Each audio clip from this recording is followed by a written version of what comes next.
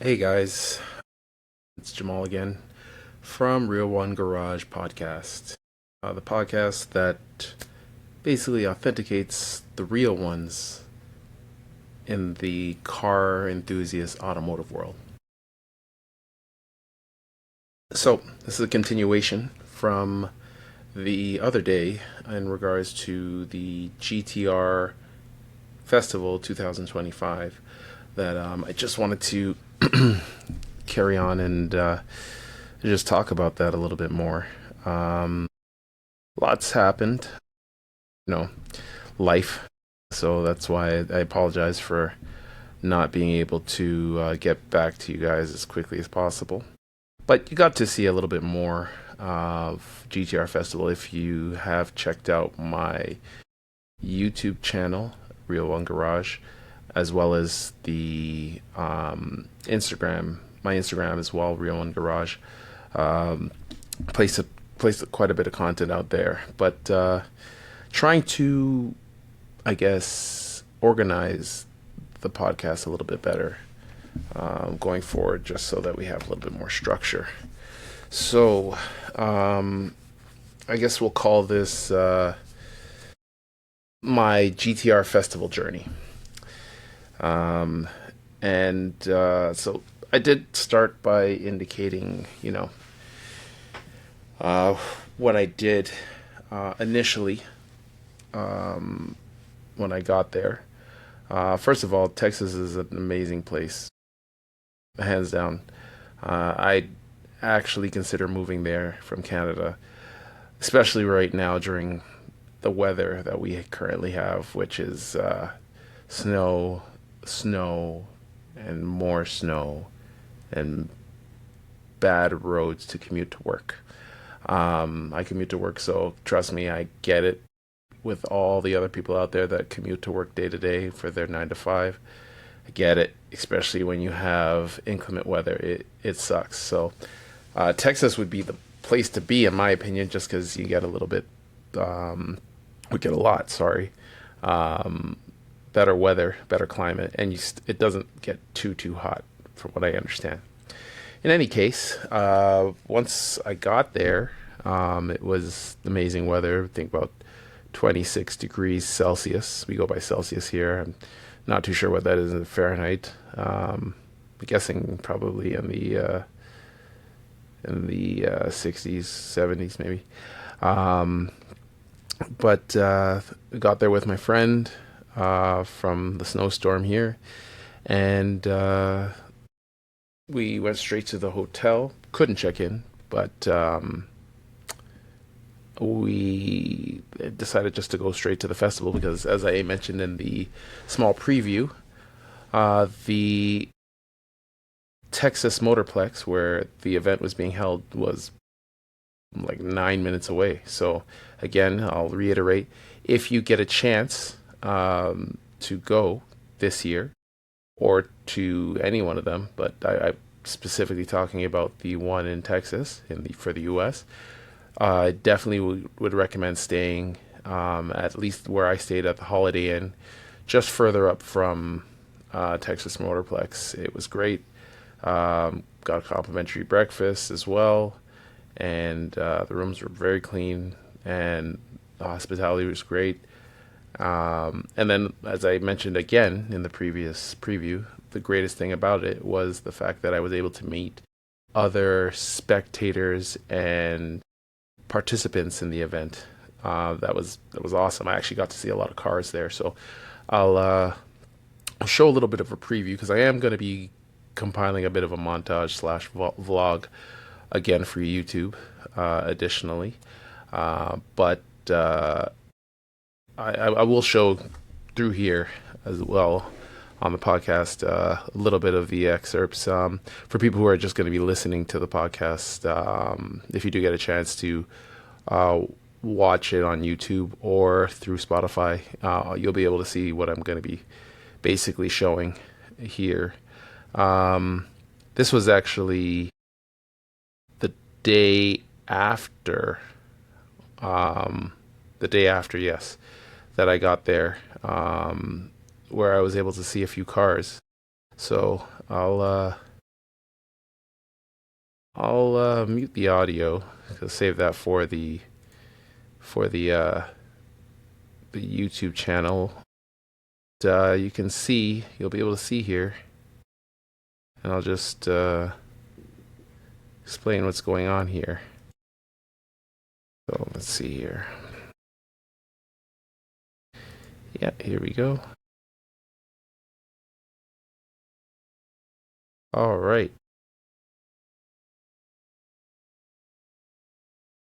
So this was one of the cars that I got to see here. A lot of event holders, but this was the main one actually. This was one of my favorite cars to see here at the event. It was just too awesome. I'm just gonna put it over here so I can see a little bit better. Um, yeah, so this was another vehicle, I believe, from Top Rank. Um, and the owner of this vehicle, I spoke to his father about it.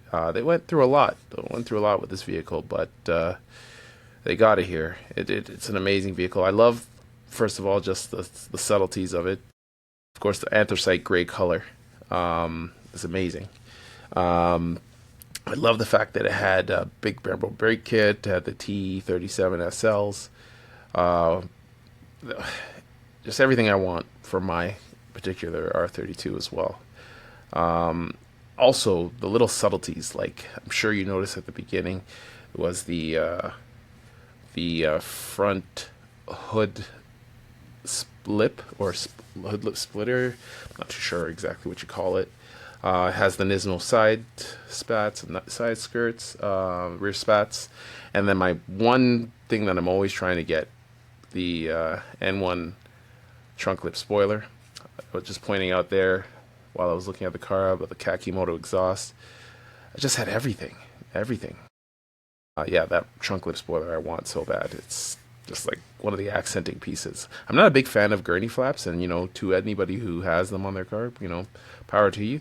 It's not my favorite mod to do to the car, but I like it without it. It looks cleaner, in my opinion. Um, yeah, I wanted to zoom in to show you guys that it was an actual participant there. And his car was actually built through Garage S0, so Tommy Effia's shop, and it was done right. It was done right. Um, I have to say. So yeah, that was one of the cars in the event that I thought was amazing. I think it also was a um, a stroked car, like the engine. It was an RB28 as well. So there were a lot of those things there. So yeah, just to recap, that was one of the best parts of the trip, being able to be in the same hotel as participants and other spectators. Even like there was a the silver R32 that was there, also for Top Rank.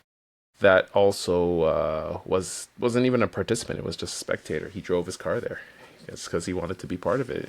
I think that's the cool thing too. I hands down do it if I, of course, live closer. I don't know about 4,000 kilometer uh, trip to Texas, how well it would fare for my GTR. Don't know if I want to try that, but it would be nice. More than likely, I'd probably trailer it if I had the funds to do so. Um, but yeah, it was really good. So when we got there the first day, um, went in. Let's see if I have any pictures of as well. But yeah, we got there the first day. Went in.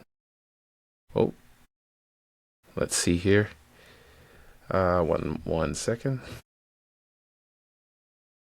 It's a little bit of technical difficulty.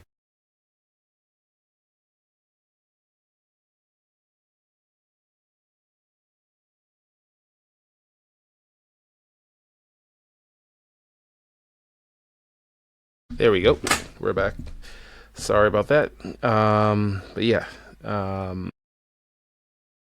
yeah. When we got there, just basically just hit the ground running.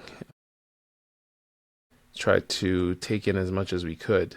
Now this is again my second GTR festival.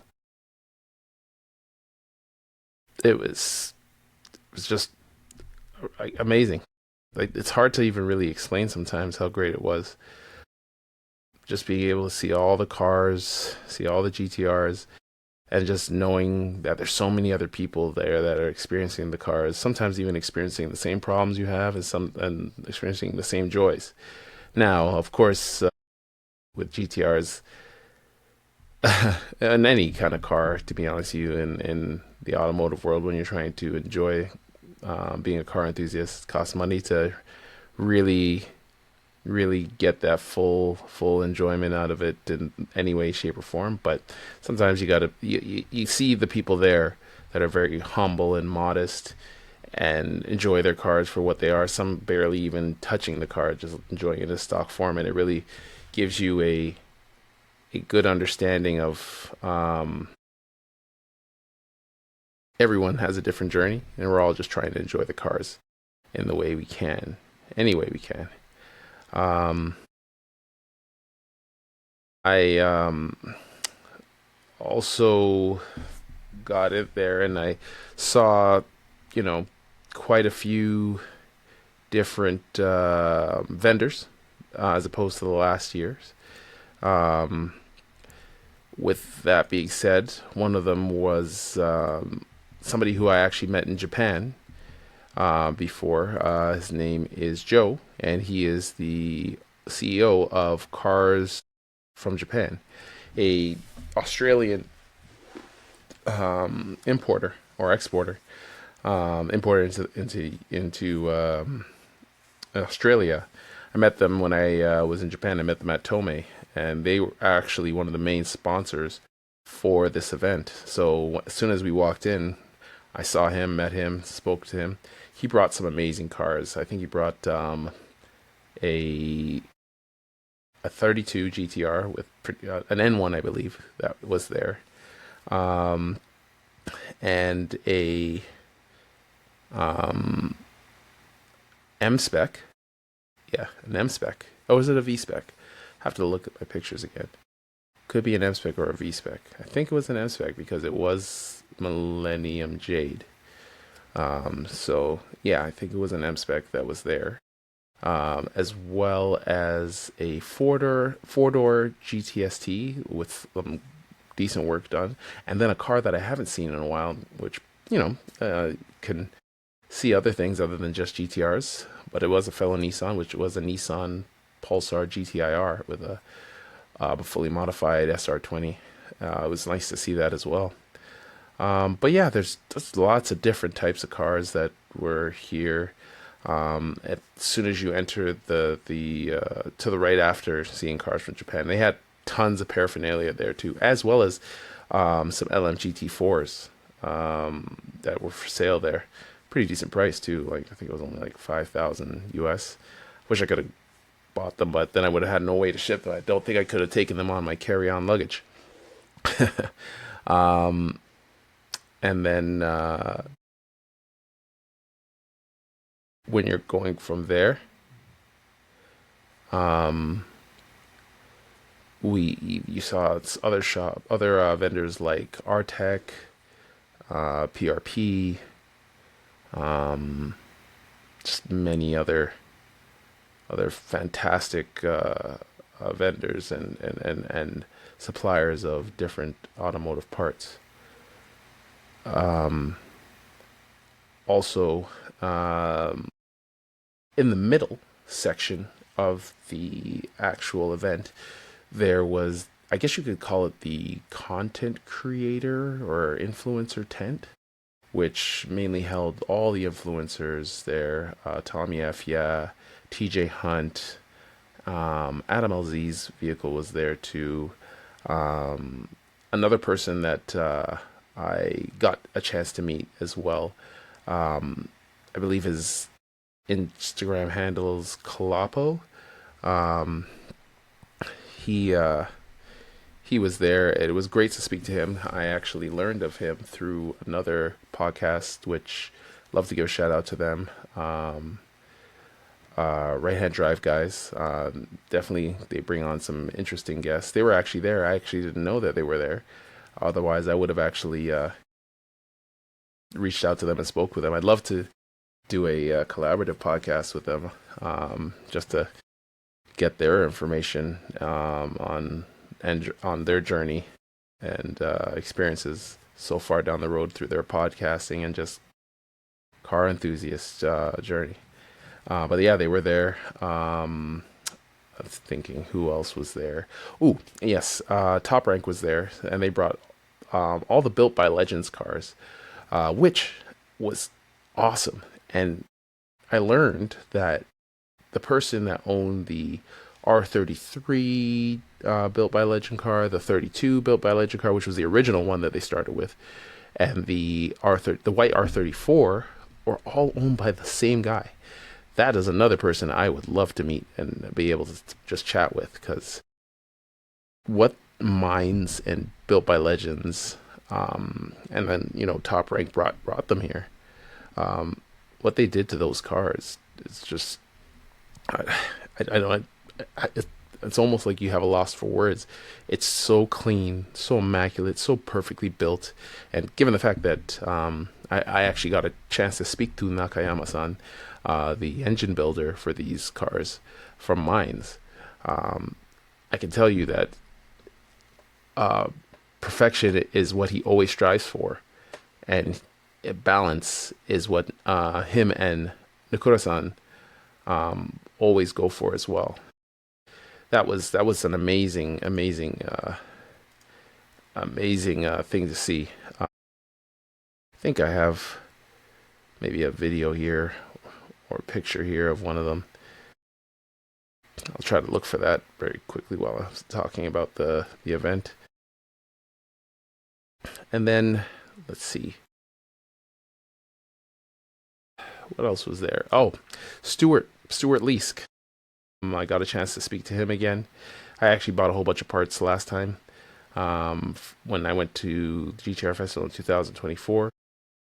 So it was great to see him and speak with him as well, and his wife. They're very nice people. Very, very nice people. Yeah, here we go. Got a little thing here with those cars. Here we go. Get to see that. Just a short little video of the cars. As you can see, they're in immaculate condition. These Built by Legends cars. They're just too good. Just beautiful. I'm always flabbergasted just to look at these cars. Just so bespoke.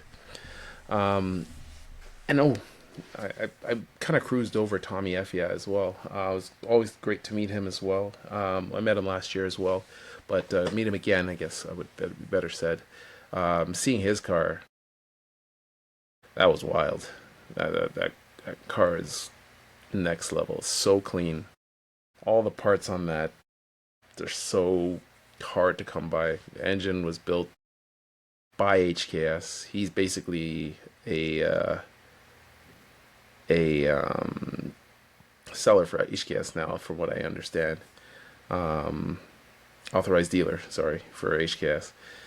Um, his car is just beautiful. I'm not gonna lie. Sometimes it makes me think, should I find a way to let go of the 32 and get a 33? Because I don't know. There's just something about 33s.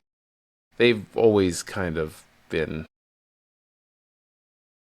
on my mind. It's just that yeah, I seized the opportunity when I got my 32, just so I could get a Skyline GTR. Because man, yeah, as you guys know, prices are just always going up for these things. Um, so yeah, saw Tommy's car that was right beside the Built by Legends cars.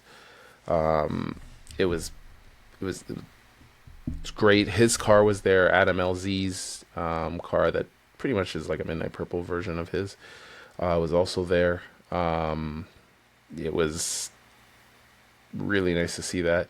And then the other car that they brought, Garage Zero, Tommy Effia as well, was the HKS Zero R. That car, uh, that car is next level because there's very few of them built. Like you can't find those cars. It's I think there was only like maybe I think less than maybe 10, less than 10 built. I might be wrong, but I think I think that was what it was. That thing was next level. I think yeah, this is it. I have it here. Um, Here we go. I'm gonna share this. So the Zero R. So this was also a very bespoke car to see. Um, they completely rebuilt the motor though. It's everything's a lot more fresh on the car. I actually watched a video on Donut Media the other day, highlighting this car. It had the side marker though. I think the side marker in this video, I think this was broken off during the event, unfortunately. But you know, stuff happens, and I think the owner of this car, Andrew, I think that's not going to really phase him. To be honest with you, he has a lot of cars. He actually just obtained a his built by Legends car in yellow with a titanium flake. So yeah, he's a collector of unique automotive cars. I saw his first at the first GTR festival in the U.S. last year. He had a Bayside Blue R34 GTR that looked amazing. Like it had some next level stuff. He also has a Nismo 400R. So he's got the 33, the 34, 32. He's got the full packages. So that was a very cool thing to see as well. Um, from that, we pretty much just walked around the area. Um, Now I did mention um, comparatively to last year, um, at least from what I think, and I'm saying visually, so I could be wrong, but it did feel based on just sorry, it did seem to me that the turnout for the event was a lot less than last year.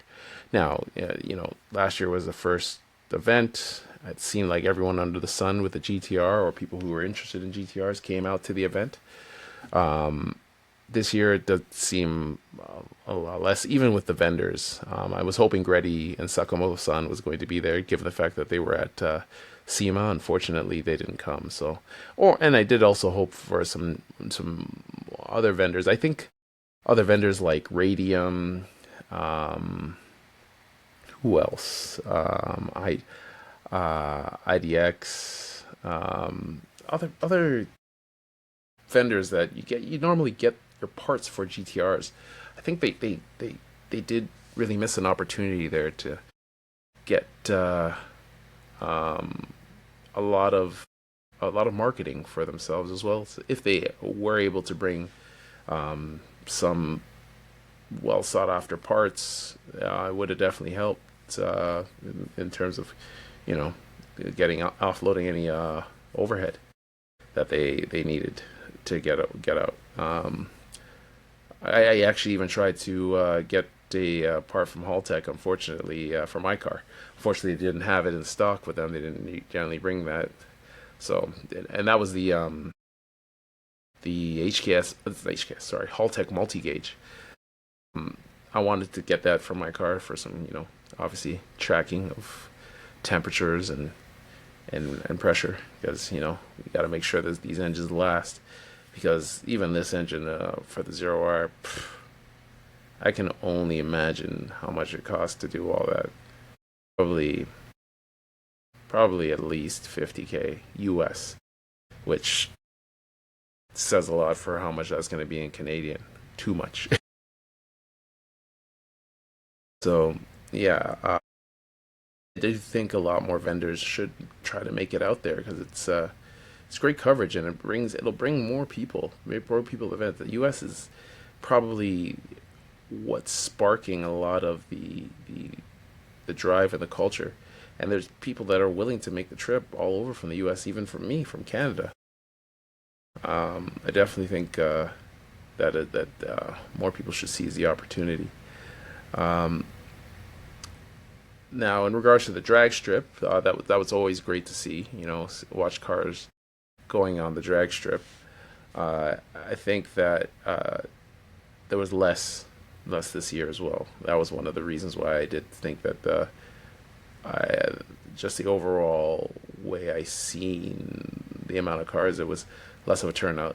I think last year a lot of the drag racing GTRs from Australia came, and quite a few came from other places as well.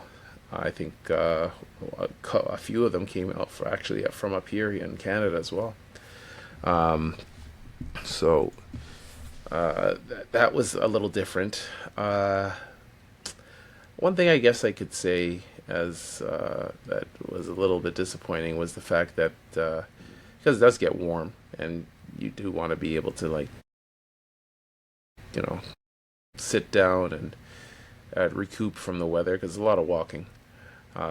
Is that in the VIP lounge when you pay for the VIP pass? This time we didn't get to um, enjoy watching the drag racing from inside the VIP lounge. Last time they had a live projector, sorry, a live feed to a projector inside the VIP lounge so that you could, relax, have a drink, and watch the drag races from inside there. Unfortunately, this time it didn't have that. For some reason, they were having technical difficulties, which, when you do pay VIP, would hope that everything is working to its perfection, to its specification. So it's you're getting every bit of your money's worth for the event. C'est la vie, it just didn't happen that way. So you had to go outside and try to see as much drag racing as you could. I try to always when I go there see as much as I can because that's one big part of the event. I didn't see as much. There was an R34 there that was, I guess, a big part of the show. Um, I did see some videos online afterwards of it. I didn't get to see it really in person, but saw quite a few R35s as I did last year too. It was a good. It was really cool to hear them, see them, just butcher the track as best as they can to get down to the lowest numbers and set those track records, set those PRs. That was pretty cool. Um, and then, yeah, it's just continue walking. A lot of paraphernalia, a lot of vendors with paraphernalia. There is a company, I believe it's called Muse, but I'll double check that. Um, they are in the process of trying to resell parts that for the R32 GTR that a lot of people want, like dashes, vents, um, center console, um, center console pieces, and I think that's really cool because, to be honest with you, a lot of stuff you can't find. If you can find it, sometimes it's not in the greatest condition, and they're bringing that kind of stuff back, even from like the heritage program. You can't even find that stuff. So, really appreciative of them. They actually had a dash that they said that one there actually was Tommy Efiaz for his 32 GTR. So it's very interesting. He was picking it up at the festival to bring back to Connecticut. So that was pretty cool. Um, and then the other part, the newest part that I got to see that I didn't get to see before uh, when I went last year was the drifting. I think that was the one of the cool parts. I got to see the drifting, and that was pretty cool. Like just to see that they had a this little mini kind of, I guess you could say, drift track, and they had 350s drifting, some unique cars drifting, um, different things. Oh, I did find the video with the car from Cars from Japan. I'll show you that. Uh, this was the R34 that he brought.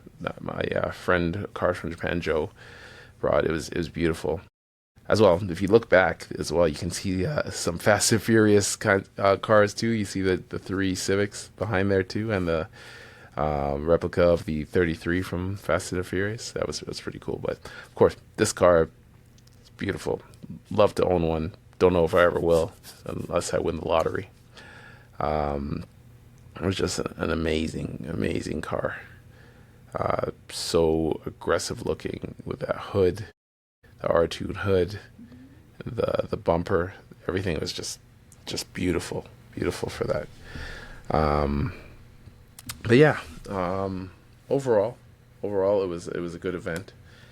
Uh, Definitely would love to do that on a yearly basis.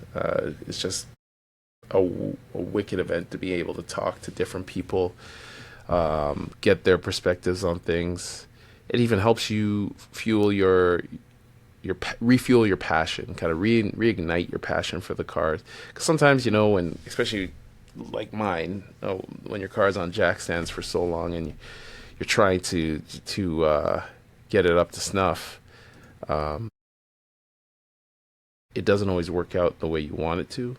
So sometimes can be a little bit of um, a letdown. But this coming to these events really pushes you and reignites your soul to to see these kind of events and do these things because it's kind of hard to put into words, but you always get remotivated and you want to be an active member of this community for sure.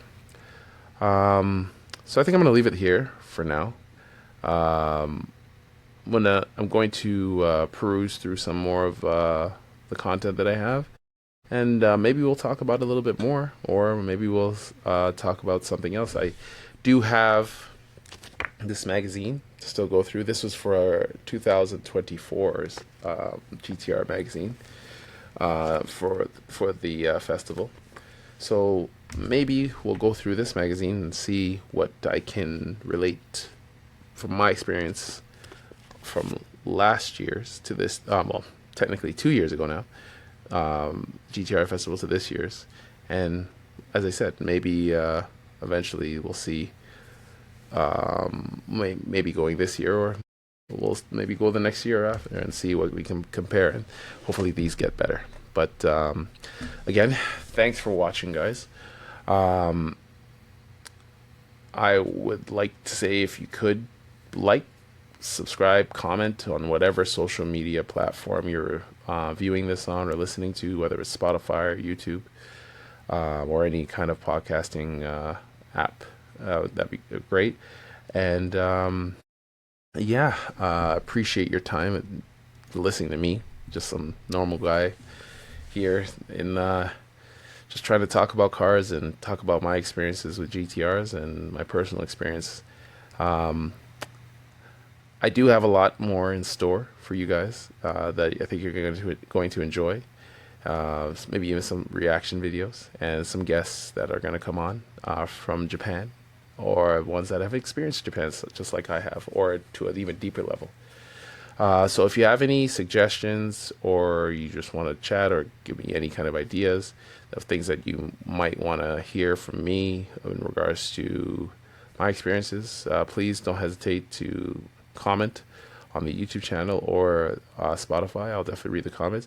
Or send me a DM on at Real One Garage. That's the word real with the number one garage on Instagram or YouTube. Thanks a lot, guys. Peace.